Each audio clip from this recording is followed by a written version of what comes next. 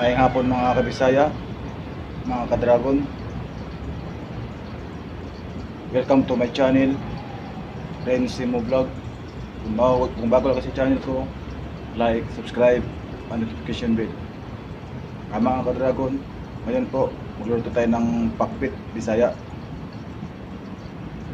with hipon, yung fried hipon ang gagawin natin. Ito na mga kabisaya.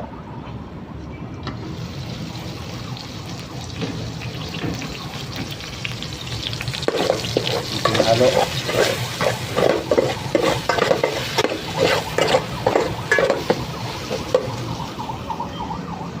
Yung sahog natin mga kabisaya, mga ka-dragon, sili, sibuyas, bawang, ug kamatis.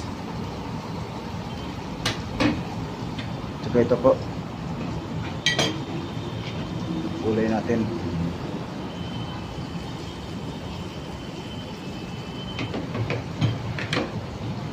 Ito po, kalabasa o hipon, fried hipon, yung sahog natin.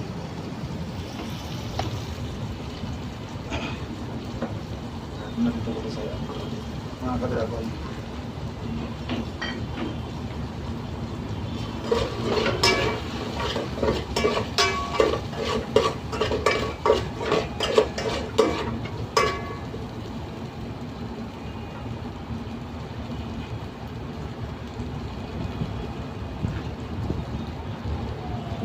Mga ka-dragon, uunahin natin kalabasa kasi matigas to.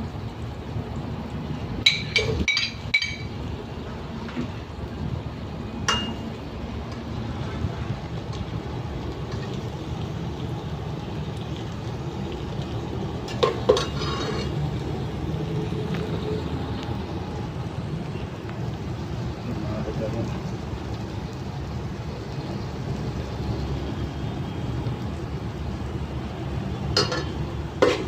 rice cooker lang natin.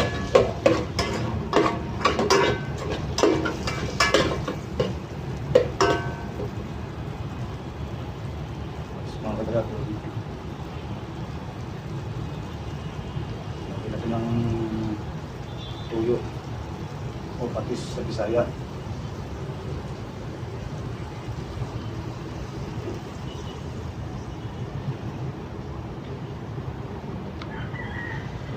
Haluin natin mga ka-dragon.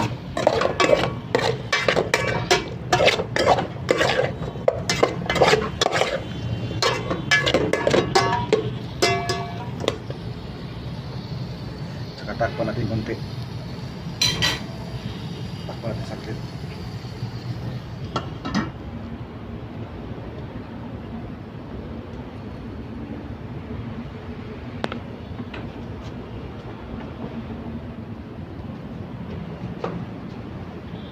Mahina talaga mga ka-dragon sa rice cooker. Rice cooker ang nilulutuan ko eh. Pero maluluto pa rin siya kahit pa paano. Kaya yung mga katropa natin dyan, yung mga ka-dragon, kahit rice cooker lang, pwede magluluto ng gulay.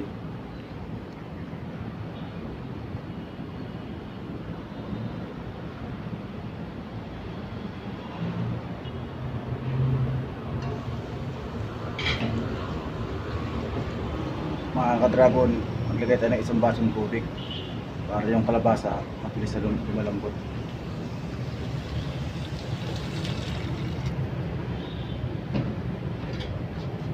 Kunting halo lang mga ka-dragon.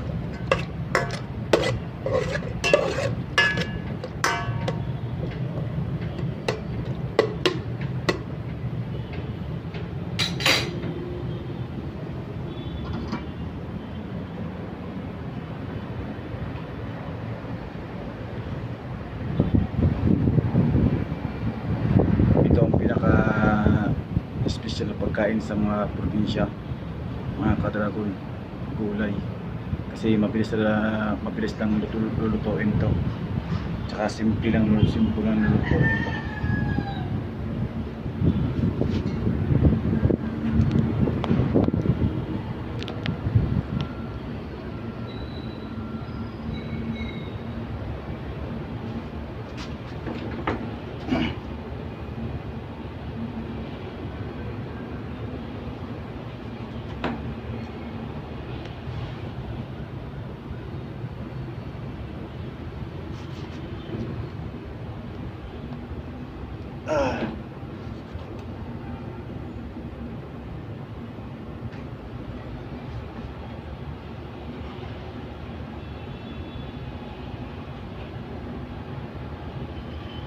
kasi tayo kusina mga ka-dragon. Kaya dito tayo sa sahig niluluto po. Tsaka rice cooker po. Nagamit po.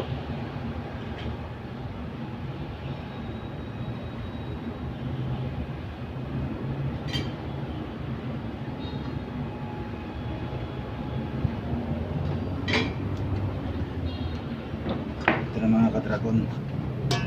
Gulo na siya.